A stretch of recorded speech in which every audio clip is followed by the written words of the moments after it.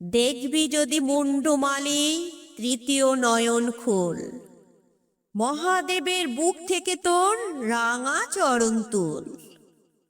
বসিয়ে দে মা ওদের বুকে যারা মন্দের বাসি, প্রলয় আনতে প্রলয়ঙ্করীর কিসের গড়িমসি?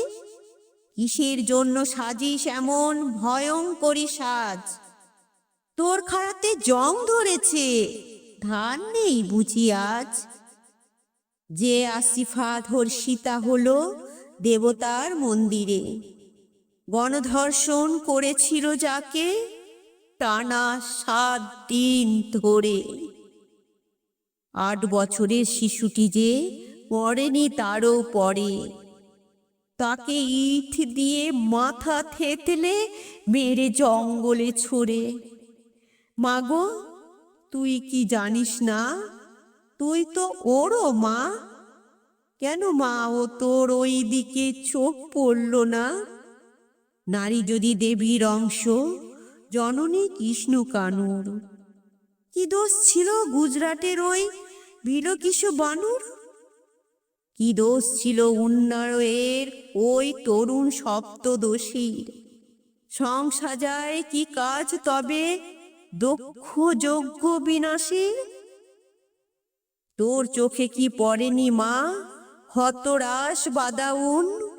কোথায় গেল ত্রিনয়নের ঠিকরে পড়া আগুন?